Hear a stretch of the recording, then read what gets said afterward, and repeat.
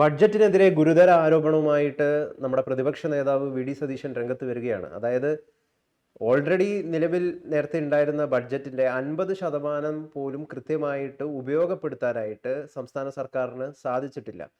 അങ്ങനെ ഒരു സാഹചര്യം നിലനിൽക്കെ ഇപ്പൊ പ്രഖ്യാപിച്ചിരിക്കുന്ന ഈ ബഡ്ജറ്റ് എത്രമാത്രം കൃത്യമായിട്ട് വിനിയോഗിക്കാൻ സാധിക്കുമെന്നാണ് അദ്ദേഹം ചോദിക്കുന്നത്. അത് വളരെ പ്രസക്തമായിട്ടുള്ള ഒരു ചോദ്യം തന്നെയാണ്. ഒപ്പം ഈ ബഡ്ജറ്റിന്റെ പ്രസക്തി വർഷം തോറും കുറഞ്ഞു വരികയാണ്. എങ്ങനെയാണ് അങ്ങ് വിലയിരുത്തുന്നത്? തീർച്ചയായിട്ടും പ്രതിപക്ഷ നേതാവ് ചോദിച്ചത് വളരെ പ്രസക്തിയുള്ള ഒരു ചോദ്യമാണ്.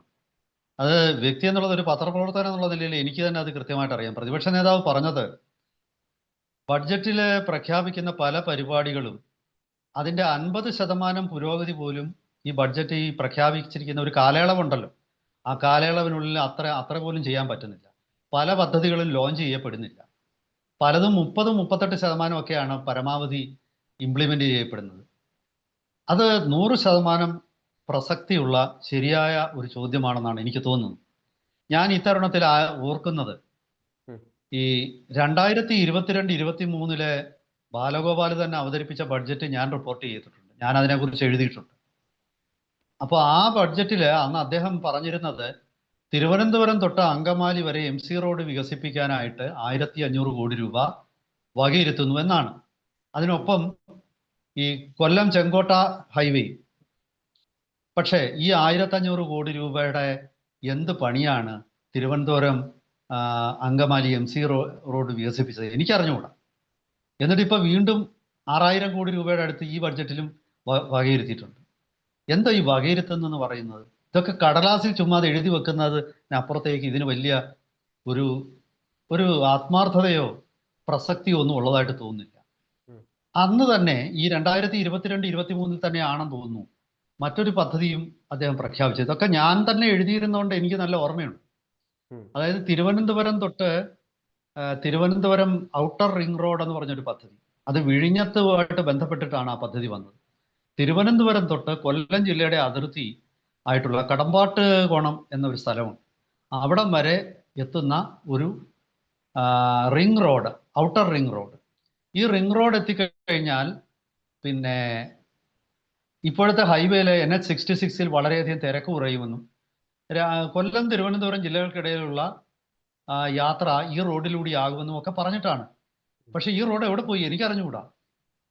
എത്ര പ്രഖ്യാപനങ്ങളാണ് നടത്തിയത്? ഗൗതം ഓർക്കുന്നുണ്ടോ എന്ന് എനിക്ക് അറിഞ്ഞുകൂടാ. കേരളത്തെ ഒരു നോളജ് ബേസ്ഡ് സംസ്ഥാനമാക്കി, നോളജ് ബേസ്ഡ് ഇൻഡസ്ട്രീസ് വികസിപ്പിക്കുമെന്ന് ഒരു 6-7 കൊല്ലം മുമ്പ് തന്നെ ഇടതുമുന്നണിയുടെ ബഡ്ജറ്റിലുണ്ടായിരുന്നു. എവിടെ എത്തിയത്?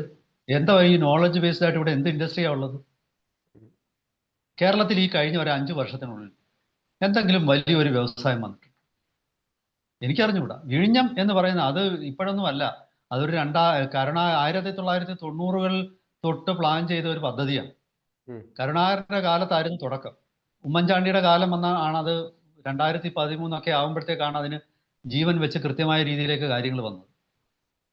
ഇവിടെ വേറെ എന്ത് വ്യവസായം വന്നത്? അത് വിഴിഞ്ഞം എന്ന് പറയുന്നത് ഒരു ഇൻഫ്രാസ്ട്രക്ചർ ഡെവലപ്മെന്റ് ആണ്. അതിനോടനുബന്ധിച്ച് ഒരു സ്പെഷ്യൽ ഇക്കണോമിക് സോൺ വരേണ്ടതല്ലേ? അതെവിടെ വന്നു? ഇവിടെ എന്താ നടക്കുന്നത്? അതുപോലെ വേറൊരു കാര്യം ശ്രദ്ധിച്ചിട്ടുണ്ടോ? അതായത് ഈ കഴിഞ്ഞ ഒരു 1-2 വർഷത്തിന് മുമ്പുള്ള ബഡ്ജറ്റിൽ കേരളത്തിൽ സ്വകാര്യ സർവകലാശാലകൾ വരുമെന്ന് പറഞ്ഞു. വിദ്യാഭ്യാസ മേഖലയിൽ വിദേശ മൂലധനം വരുമെന്ന് പറഞ്ഞു. അതിനൊക്കെയുള്ള അനുവാദം കൊടുത്തു. വന്നിട്ടുണ്ടോ? ഏതെങ്കിലും ഒരു പേര് പറയാമോ? ഇവിടെ വിദേശ യൂണിവേഴ്സിറ്റി ഇവിടെ വരും. അത് കേട്ടപ്പോഴിവിടെ പറഞ്ഞു ഓക്സ്ഫോർഡും കേംബ്രിഡ്ജും ഒക്കെ കേരളത്തിൽ അവരുടെ സ്റ്റഡി സെന്ററുകൾ തുടങ്ങുന്നു. എവിടാ തുടങ്ങിയത്? എനിക്കറിഞ്ഞുകൂടാ. അപ്പൊ ചുരുക്കി പറഞ്ഞാല് പ്രഖ്യാപനങ്ങൾക്കൊന്നും ഒരു ക്ഷാമവും ഇല്ല. ഇതൊന്നും നടപ്പാവുന്നില്ല. ഇന്ന് നാണം കെട്ട ഏർപ്പാടാണിത്. ഇങ്ങനെയാണോ ഒരു ബഡ്ജറ്റ് സത്യം പറഞ്ഞാൽ എനിക്ക് ഇപ്പൊ ഒരു പൊറാട്ട നാടകം എന്നൊക്കെ പറയുന്ന രീതിയിലേക്ക് മാറിയിരിക്കുക. അതായത് ഈ ചില ഒരു ഹാസ്യ നാടകങ്ങൾ, ഇംഗ്ലീഷിൽ അതിന് ഫാർസ് എന്ന് പറയും. ആ ഫാർസാണ് ഈ ബഡ്ജറ്റ്. ഈ ബഡ്ജറ്റിന്റെ പ്രസക്തിയെ നഷ്ടപ്പെടുന്ന ഒരു രീതിയിൽ. അപ്പൊ പ്രതിപക്ഷ നേതാവ് ചോദിച്ച ചോദ്യത്തിന് പക്ഷെ അദ്ദേഹത്തിന്റെ ചോദ്യത്തിനൊരു അത് കുറഞ്ഞുപോയി എന്നാണ് എൻ്റെ ഒരു തോന്നൽ. ഇപ്പൊ ചിലരൊക്കെ ആക്ഷേപിക്കുന്നുണ്ട് ഇടതുമുന്നണിയുടെ വരുന്ന വർഷത്തേക്കുള്ള ഒരു പ്രകടന പത്രികയാണ് ഇത്. പ്രകടന പത്രിക ഒന്നുമില്ല. ഇതാണ് പ്രകടന പത്രികയെങ്കിൽ പിന്നെ ജനം വോട്ട് ചെയ്യത്തേയില്ല. ഈ കുറച്ച് സർക്കാർ ജീവനക്കാരുടെ ശമ്പളം കൂട്ടിക്കൊടുക്കുക, അതൊക്കെ കൂട്ടിക്കൊടുക്കേണ്ടതല്ലേ? അതൊക്കെ ഒരു ഗവൺമെന്റ് ഓർഡറിൽ കൂടെ കൊടുക്കേണ്ടതാണ്, അല്ലാതെ ബഡ്ജറ്റ് ഒന്നും അല്ലത്, ബഡ്ജറ്റിലെ പ്രഖ്യാപനമൊന്നും അല്ല. സാധാരണ ഒരു ഗവൺമെന്റ് ഓർഡറാണ്. 5 കൊല്ലം കഴിയുമ്പോൾ കേരളത്തിലെ ജീവനക്കാരുടെ ശമ്പള പരിഷ്കരണം എന്നുള്ളത് ഒരു നോമാണ്. ആ നോം തെറ്റിച്ചാൽ ഇനി ഇപ്പൊ വാർത്ത പോലും ആകേണ്ടത് 5 കൊല്ലം കഴിഞ്ഞിട്ടും സർക്കാർ ജീവനക്കാരുടെ ശമ്പളം പരിഷ്കരിക്കേണ്ട എന്നൊരു തീരുമാനം വന്നെങ്കിൽ മാത്രമേ അതിനൊരു വാർത്താ പ്രസക്തി വരുന്നുള്ളൂ എന്നാണ് എൻ്റെ ഒരു തോന്നൽ. കാരണം അല്ലെങ്കിൽ ഇത് റെഗുലറായിട്ട് നടക്കുന്ന ഒരു സംഭവമാണ്. ഒരു 50 കൊല്ലമായിട്ട് ഇതൊക്കെ നടക്കുന്നുണ്ടല്ലോ. ഇവിടെ DA കൊടുക്കുന്നത് ആദ്യമായിട്ടാണ്. എത്ര വർഷങ്ങളായിട്ട് സർക്കാർ ജീവനക്കാർക്ക് DA കൊടുക്കും? അതൊക്കെ പത്രത്തിലൊരു ഒരു ഒരു സിംഗിൾ കോളം ന്യൂസ് ആയിട്ടല്ലേ വരുന്നത്. സർക്കാർ ജീവനക്കാരുടെ DA പ്രഖ്യാപിച്ചു. എനിക്ക് ഓർമ്മയുണ്ട് 1980കളിലും 90കളിലും ഒക്കെ ഏതെങ്കിലും ഒരു പേജിന്റെ മൂലയ്ക്ക്, അല്ലെങ്കിൽ തിരുവനന്തപുരം വാർത്തകൾ എന്ന് പറഞ്ഞിട്ട്, തലസ്ഥാന വാർത്തകൾ എന്നൊക്കെ പറഞ്ഞിട്ടുള്ള ഒരു കോളത്തിൽ ഇന്നലെ ചേർന്ന മന്ത്രിസഭാ യോഗം DAയുടെ 2 ഗഡു കൊടുക്കാനായിട്ട് തീരുമാനിച്ചു. അത്രേ ഉള്ളൂ. അതൊരു ബഡ്ജറ്റിലൂടെ അനൗൺസ് ചെയ്ത് അതേതാണ്ട് വലിയ കാര്യമാണെന്നുള്ള മട്ടിലേക്കുള്ള എന്തൊക്കെയോ കാണിച്ചു കൂട്ടുന്നു. ഇവിടെ ഒരു പ്രസക്തമായ ഒരു ചോദ്യം, നമ്മുടെയൊക്കെ അയൽ സംസ്ഥാനങ്ങളിൽ നടക്കുന്ന വികസന പ്രവർത്തനം ഒന്ന് ആലോചിച്ച് നോക്കി. ഈ പിന്നെ ആപ്പിള് തന്നെ എത്ര ലക്ഷം, 1 ലക്ഷം കോടി രൂപയിലധികമാണ് തമിഴ്നാട്ടില് പിന്നെ ഈ കർണാടകത്തിലൊക്കെ ഇൻവെസ്റ്റ് ചെയ്തിരിക്കുന്നത്. തമിഴ്നാട്ടിൽ എത്ര വാഹന നിർമ്മാതാക്കളാണുള്ളത്? ചെന്നൈക്കടുത്ത് ശ്രീപെരുമ്പത്തൂരിൽ തന്നെ ഒരു 3-4 എണ്ണം.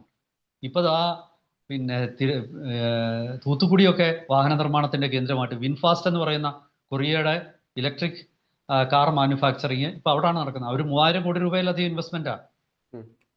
ഈ വിഴിഞ്ഞത്തെ ലക്ഷ്യമാക്കിയിട്ട് പിന്നെ തിരുനെൽവേലി ജില്ലയിലെ അവര് 1000 കോടി രൂപയിലേക്ക് അധികം മുടക്കിയിട്ട് അവിടെ സ്പെഷ്യൽ ഇക്കണോമിക് സോൺ പണിയുക. പിന്നെ ഈ ഇൻവെസ്റ്റ്മെന്റ് എന്ന് പറയും, ഇപ്പോൾ ഇന്ത്യയിൽ വരുന്ന ഇൻവെസ്റ്റ്മെന്റ് നിങ്ങളൊന്ന് ആലോചിച്ച് നോക്കി. ആന്ധ്രാപ്രദേശിൽ ഈ അടുത്ത കാലത്ത് ഗൂഗിളിന്റെ AI മേഖലയിൽ ഗൂഗിള് $15 ബില്യൺ നിക്ഷേപം ഗൂഗിൾ പ്രഖ്യാപിച്ചു.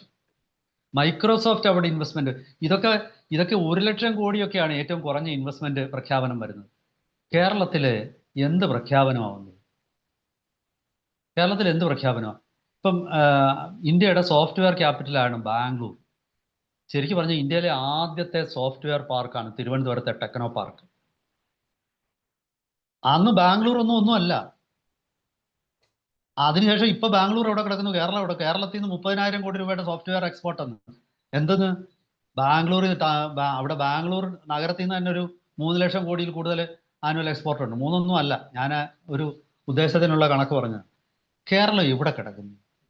കേരളം അയലത്തുണ്ട് ഇതിന്റെ വല്ലതും. ഈ പറയുന്ന ഇതിന്റെ കണക്കുകളൊക്കെ, ബഡ്ജറ്റിലെ കണക്കുകളൊക്കെ കേട്ട രസമാണ്. അതായത് കേരളത്തിന്റെ ഈ കടം കുറഞ്ഞു എന്ന് പറഞ്ഞു. അപ്പോൾ അത് കേൾക്കുമ്പോൾ നമ്മൾ വിചാരിക്കും ഏതാണ്ട് വലിയ മെച്ചം ഉണ്ടായിരുന്നു. അത് പ്രതിപക്ഷ നേതാവിന്റെ പത്രസമ്മേളനത്തിൽ അദ്ദേഹം അത് പറഞ്ഞിട്ടുണ്ട്. എങ്കിലും ഞാൻ അതൊന്നുകൂടെ ഒന്ന് ആവർത്തിക്കാം. അതായത് കോവിഡ് കാലത്ത് നമ്മുടെ public debt to GSDP ratio എന്ന് പറയുന്നത് 38.8%. അതായത് നമ്മുടെ ഗ്രോസ് സ്റ്റേറ്റ് ഡൊമസ്റ്റിക് പ്രോഡക്റ്റിന്റെ 38.5% നമുക്ക് പൊതുക്കടമുണ്ടായി. അത് ഇപ്പോഴ് കോവിഡ് കാലം കഴിഞ്ഞ് 3-4 കൊല്ലം കഴിഞ്ഞപ്പോൾ അത് നമുക്ക് 34.7 ആയിട്ട് കുറഞ്ഞു. അതായത് നമ്മുടെ ഗ്രോസ് സ്റ്റേറ്റ് ഡൊമസ്റ്റിക് പ്രോഡക്റ്റിന്റെ 37.5% അല്ല 34.7%, 4% കുറവുണ്ടായി. പക്ഷെ ആലോചിക്കേണ്ട കാര്യം അതല്ല. ഈ പൊതുക്കടം എത്രയാണ് ഇന്ത്യയുടെ സംസ്ഥാനങ്ങളുടെ ആവറേജ്? അതായത് 27%. ഇന്ത്യയിലെ സംസ്ഥാനങ്ങളുടെ ആവറേജ് ആയിട്ടുള്ള അവരുടെ GSDP-യുടെ വെറും 27% മാത്രമാണ് അവരുടെ പൊതുക്കടം. അപ്പോൾ കേരളം ഈ മെച്ചപ്പെട്ടു എന്ന് പറയുമ്പോഴും ഇന്ത്യയുടെ മറ്റ് സംസ്ഥാനങ്ങളെ അപേക്ഷിച്ച് വളരെ പിറകിലാണ്.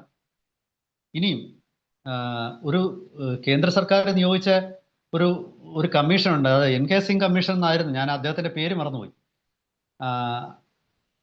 ആ കമ്മീഷൻ റെക്കമെൻഡ് ചെയ്തിരിക്കുന്നത് നമ്മുടെ GSDP-യുടെ 20% മാത്രമേ പൊതുക്കടം ഉണ്ടാകാൻ പാടുള്ളൂ, അതാണ് ലക്ഷ്യമെന്നാണ്.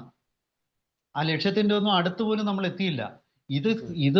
ഈ ഒരു പ്രയോജനം എന്ന് പറഞ്ഞാൽ കോവിഡ് കാലത്ത് നമുക്കുണ്ടായ ഒരുപാട് പരിമിതി ഉണ്ടായിരുന്നു, എല്ലാ സംസ്ഥാനങ്ങൾക്കും ഉണ്ടായിരുന്നു. കോവിഡ് കഴിഞ്ഞപ്പോൾ അത് എല്ലാവർക്കും മാറിയതുപോലെ നമുക്കും മാറി. അല്ലാതെ പ്രത്യേകിച്ച് ഒരു മെച്ചവും.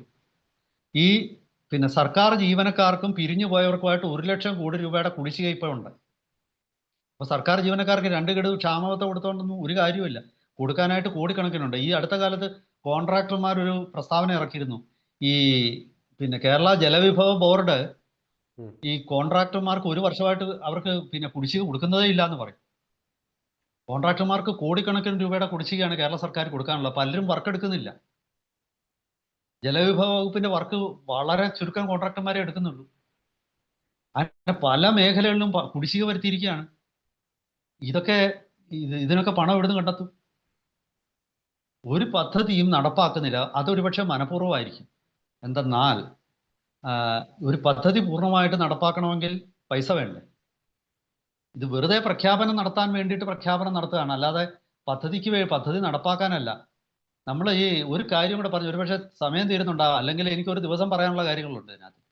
അതായത് കേരളത്തിന്റെ മൊത്തം വരുമാന റവന്യൂ റെസിപ്റ്റിന്റെ ഏതാണ്ട് 73% ശമ്പളം, പെൻഷൻ, അതുപോലെ പണം, കടത്തിന്റെ പലിശ കൊടുക്കുക, കടം തിരിച്ചടയ്ക്കുക, എടുത്ത കടത്തിന്റെ പലിശ കൊടുക്കുക, ഇങ്ങനെയുള്ള കാര്യങ്ങൾക്കായിട്ടാണ് ചെലവാക്കുന്നത്. അതായത് വികസന പ്രവർത്തനത്തിന് കേരള സർക്കാരിന്റെ വരുമാനത്തിന്റെ വെറും 27% പോലും ഇല്ല. ഈ ബാക്കി ഞാൻ ഈ പറഞ്ഞ 73% കഴിഞ്ഞാൽ ദൈനംദിന ചെലവുകൾക്കുള്ള പിന്നെ അലോക്കേഷനും ഉണ്ട്. അങ്ങനെ ഒരുപാട് എക്സ്പെൻസ് ഉണ്ട്. അപ്പൊ സർക്കാരിന് വികസന പ്രവർത്തനങ്ങൾക്ക് എവിടെയാണ് പൈസ ഉള്ളത്? ചുരുക്കി പറഞ്ഞാല് നമ്മുടെ ബഡ്ജറ്റ് വെറും ഒരു ഹാസ്യ നാടകമാണ്, ഒരു പൊറാട്ട് നാടകമാണ്. ഇത് ഇപ്പം സർക്കാർ ഇതെല്ലാം ചെയ്തിരിക്കുന്നതെന്ന് പറഞ്ഞാൽ എനിക്ക് തോന്നുന്നു വരുന്ന സർക്കാരിന്റെ തലയിലോട്ട് എടുത്തു വെക്കുക. അതായത് ഇടതുകാലിലെ മന്തെടുത്ത് വലതുകാലിലോട്ടാക്കി. ആ വരുന്ന സർക്കാരിന് ഇനി ഇതിന് മരുന്ന് കണ്ടുപിടിക്കണം. എന്തായാലും ഞങ്ങൾ വരുത്തില്ല എന്ന് ഉറപ്പുള്ളതുകൊണ്ടായിരിക്കാം ഒരുപക്ഷെ ഇങ്ങനെ ചെയ്തിരിക്കുന്നത്. സർക്കാരിന്റെ ബഡ്ജറ്റ്, കേന്ദ്ര സർക്കാരിന്റെ ഒക്കെ ബഡ്ജറ്റ് എടുത്തു നോക്കിയാൽ ഓരോ കൊല്ലവും ഓരോ മേഖലയിലാണ് ഫോക്കസ്. ഇപ്പൊ ഇൻഫ്രാസ്ട്രക്ചർ ഫോക്കസ് വന്നപ്പോഴാണ് പ്രധാനമന്ത്രി ഗതിശക്തിയൊക്കെ വന്നത്. അതൊക്കെ പിന്നെ അതായത് അടിസ്ഥാന സൗകര്യ വികസനത്തിനായിട്ട് റോഡുകളുടെ വികസനം, അതല്ലെങ്കിൽ പിന്നെ നമ്മുടെ ഈ നമ്പർ ഓഫ് എയർപോർട്ടുകളുടെ എണ്ണം കൂട്ടുന്നു, പോർട്ടുകളുടെ എണ്ണം കൂട്ടുന്നു, സാഗർമാല പദ്ധതി എന്നൊക്കെ പറയും. അല്ലെങ്കിൽ അതിന് മറ്റൊരു വർഷം എഞ്ചിനീയറിംഗ് ഗുഡ്സിന്റെ വികസനത്തിനായിരിക്കും, വേറൊരു വർഷം കാർഷിക മേഖലയുടെ ആയിരിക്കും. അങ്ങനെ ഒരു ഊന്നൽ കൊടുക്കുക, അങ്ങനെ ഒരു എന്താണ് ഒരു വലിയൊരു ഒരു മേഖലയുടെ വികസനത്തിനായിട്ടുള്ള ഒരു വലിയ മുതൽ മുടക്ക്, അതിന് അനുയോജ്യമായ പദ്ധതികൾ, ഇതൊക്കെയാണ് ബഡ്ജറ്റിൽ നിന്ന് നമ്മൾ പ്രതീക്ഷിക്കുന്നത്. കേരളം പോലൊരു സംസ്ഥാനത്തിൽ ഇപ്പോൾ വിദ്യാഭ്യാസ മേഖല തന്നെ ആയിക്കോട്ടെ, വിദേശത്തു നിന്ന് നമുക്ക് അതിൻ്റെ ഇൻവെസ്റ്റ്മെന്റ് കൊണ്ടുവരാൻ പറ്റുന്നെങ്കിൽ അത് അവിടെ വികസിക്കട്ടെ, വിദേശ വിദ്യാർത്ഥികൾ ഇങ്ങോട്ട് വരട്ടെ, നമുക്ക് നികുതി കിട്ടട്ടെ. ഇപ്പൊ വിഴിഞ്ഞം പോർട്ട് വന്നുകൊണ്ട് ആദ്യത്തെ കൊല്ലം തന്നെ കേരള സർക്കാരിന് 106 കോടി രൂപ വർഷങ്ങളിൽ വളരെയധികം നികുതി അവിടുന്ന് വരും. പിന്നെ ലാഭവിഹിതം അത് 10-30 കൊല്ലമൊക്കെ കഴിയണം ലാഭവിഹിതം മൊത്തം കിട്ടണമെങ്കിൽ. പക്ഷെ ആദ്യത്തെ ഒരു 5 കൊല്ലം കഴിയുമ്പോൾ തന്നെ എനിക്ക് തോന്നുന്നു ഒരു 15% ലാഭവിഹിതം വരാൻ തുടങ്ങും, നല്ല രീതിയിൽ ലാഭം കിട്ടാൻ തുടങ്ങും. അപ്പൊ ചുരുക്കി പറഞ്ഞാല് വ്യവസായങ്ങൾ വേണം. വ്യവസായങ്ങളില്ലാതെ നമുക്ക് സംസ്ഥാന സർക്കാരിന് നികുതി വർദ്ധിക്കത്തില്ല. കേരളത്തിന്റെ നികുതി കഴിഞ്ഞ വർഷമാണെന്ന് തോന്നുന്നു വി ഡി സതീശൻ തന്നെ ഒരു കണക്ക് അവതരിപ്പിച്ചിരുന്നു. കേരളത്തിന് പിരിഞ്ഞു കിട്ടാനുള്ള നികുതി ഏതാണ്ട് 30,000 കോടി രൂപ അധികം ഉണ്ടെന്നാണ് അന്ന് അദ്ദേഹത്തിന്റെ കണക്ക് വന്നത്. എന്തായാലും വരും ദിവസങ്ങളിൽ പിരിക്കാതെ ഇട്ടിരിക്കുന്ന നികുതി പിരിച്ചെടുക്കുക, അതുപോലെ പുതിയ നികുതി വരുമാന സ്രോതസ്സുകൾ കണ്ടെത്തുക, അതുപോലെ പദ്ധതികൾ ആത്മാർത്ഥമായിട്ട് നടപ്പാക്കുക, ഇങ്ങനെയൊക്കെയുള്ള പ്രവൃത്തികൾ വരുന്ന സർക്കാരിന് ചെയ്യാൻ കഴിയട്ടെ. ഇപ്പോഴത്തെ സർക്കാരിന്റെ കാര്യം ഇനി പറഞ്ഞിട്ട് കാര്യമില്ല. ചത്ത കുഞ്ഞിന്റെ ജാതകം എഴുതിയിട്ട് കാര്യമൊന്നുമില്ല. ഇനി നമുക്ക് ജനിക്കാണ്ടിരിക്കുന്ന പുതിയ കുഞ്ഞിനെ കുറിച്ച് ആലോചിക്കാം. എന്തായാലും ഈ ഒരു ബഡ്ജറ്റ് ഒരു പ്രഹസനമാണെന്നുള്ളതിൽ എനിക്കും സംശയമൊന്നുമില്ല.